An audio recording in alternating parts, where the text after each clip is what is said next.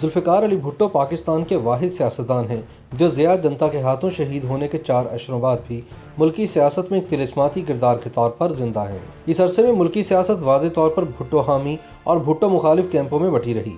اس تقسیم میں اب آ کر کچھ تبدیلی رونما ہو رہی ہے۔ 5 جنوری سن 1928 کو جاگیردار گھرانے میں پیدا ہونے والے ذوالفقار علی بھٹو صرف مقبول لیڈر ہی نہیں تھے بلکہ ذہین، پڑھے لکھے اور حالات سے آگاہ سیاستدان بھی تھے۔ مورخین کے مطابق 7 چیزوں نے بھٹو کو کرشماتی بنایا۔ پہلا یہ کہ بھٹو سے پہلے عام آدمی سیاست میں غیر مؤثر یا غیر فعال تھا۔ سیاست پر جاگیردار چھائے ہوئے تھے، متوسط طبقے کا کوئی کردار نہیں بنتا تھا۔ بھٹو نے عام آدمی اور متوسط طبقے کے کردار کو اہم بنایا۔ دوسرا، بھٹو جب آئے تو عام آدمی کو لگا کہ اب جو شخص ان کے سامنے ہے وہ دانشور ہے اور بڑے گھرانے سے تعلق رکھتا ہے، لہٰذا اس کی بات میں وزن ہے، یہ جاگیردار، صنعتکار اور بیوروکریسی سے نمٹ سکتا ہے۔ اس سے قبل وہ سمجھتا تھا کہ ان قوتوں سے کوئی نہیں نمٹ سکتا، لہٰذا عام آدمی وہ کسان ہو یا مزدور بھٹو کے پیچھے ہو لیا۔ تیسرا، بائیں بازو کی تنظیمیں سرگرم ضرور تھیں لیکن جاگیرداروں اور نوکرشاہی کے گٹھ جوڑ کی وجہ سے وہ سیاست کے نظام کو بدلنے میں ناکام رہیں۔ کوئی قداور اور بااثر شخصیت ان کے ساتھ نہیں تھی۔ جب بھٹو کی شکل میں روایتی سیاسی بنیادوں کو للکارنے والا ایک بااثر متبادل ابھرا جو سوشلزم کا نعرہ بھی لگا رہا تھا تو انہوں نے اس متبادل کی حمایت کی۔ چوتھا، حکمران طبقے کے لوگوں کو محسوس ہوا کہ بھٹو اتنا زیادہ جانتا ہے کہ ایوب خان جیسا بندہ بھی اس کی بات پر چلتا ہے۔ یہ اعتراف امریکیوں نے اپنی رپورٹس میں بھی کیا۔ پانچواں، پاکستان کی سیاست میں انڈیا سے دشمنی اضافی مارکس رکھتی ہے۔ اس کا اظہار بھٹو نے سن 1965 کی جنگ اور بعد میں معاہدہ تاشقند کے موقع پر برملا اور اونچی آواز میں کیا، لہٰذا وہ اس حلقے میں بھی قابل قبول لیڈر بن گئے۔ چھٹا، نہرو کی طرح بھٹو بھی شاہکار گھرانے سے تعلق رکھنے والے دانشور اور سوشلسٹ نظریات کے حامی سیاستدان تھے۔ دونوں رہنما حکمران طبقے کے لیے بھی پرکشش بنے اور دونوں کو عوام سے بھی بے پناہ محبت ملی۔ نہرو اپنے علم و دانش کی وجہ سے بیک وقت سیاستدانوں، نوکرشاہی اور فوج پر حاوی رہے۔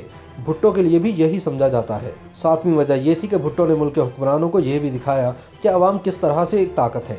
بقول ایک پرانے جیالے کے، بھٹو صاحب نے وڈیروں اور حکمران طبقے کو عوام سے ڈرا کر رکھا اور وہ اس ڈر میں آ بھی گئے۔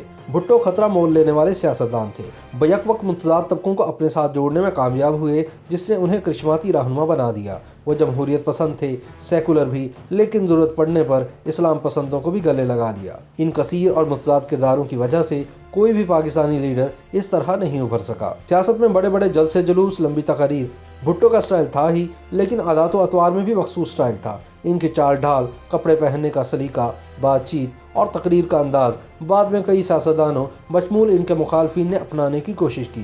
بعض سیاسی رہنماؤں نے بھٹو کی تقاریر کی ویڈیو کیسٹس حاصل کر کے باقاعدہ ان کی نقل کرنے کی بھی کوشش کی۔ بھٹو نے پسے ہوئے طبقات، کسانوں اور مزدوروں کو کئی حقوق دیے۔ قوم پرستوں سے مذاکرات کر کے ملک کو پہلا متفقہ آئین دیا، اگرچہ سن 73 کے آئین کے بعد مارشل لا لگے، تالے آزماؤں نے ترامیم کر کے اس دستاویز کا حلیہ بگاڑا، لیکن ہر بار ملک کو واپس بھٹو کے دیے ہوئے آئین پر ہی لانا پڑا۔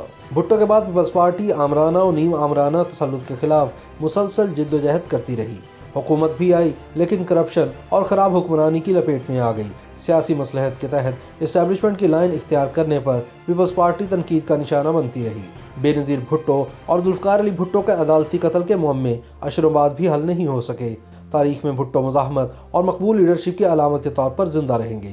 پیپلز پارٹی اب بھٹو کی بجائے بے نظیر بھٹو کے ورثے کو مانتی ہے۔ بھٹو دور کے جیالے مر کھپ گئے یا بوڑھے ہو گئے یا حالات نے انہیں لا تعلق بنا دیا۔ پیپلز پارٹی اب بھی ملکی سطح پر ایک سیاسی قوت ہے، لیکن اس کی پالیسیوں سے لگتا ہے کہ یہ اپنی بقا کی جنگ ہی لڑ رہی ہے۔ لگتا ہے پیپلز پارٹی اب ذوالفقار علی بھٹو کا وہ جادو والا فارمولہ تلاش کر رہی ہے جو مختلف طبقوں کو اس کے ساتھ جوڑ دے اور یہ اپنا کھویا ہوا مقام حاصل کر سکے۔ YouTube پر گوگلی نیوز دیکھنے کے لیے youtube.com کی سرچ بار میں googly news T V type کریں۔ گوگلی نیوز کے پیج پر سرخ رنگ کے سبسکرپشن والے بٹن پر کلک کرنا نہ بھولیے۔ YouTube پیج پر اپلوڈ ہونے والی ویڈیوز سے باخبر رہنے کے لیے بیل آئیکن پر کلک کیجیے۔ آپ کو ہر نئی ویڈیو کے بارے میں نوٹیفیکیشن موصول ہو جائے گا۔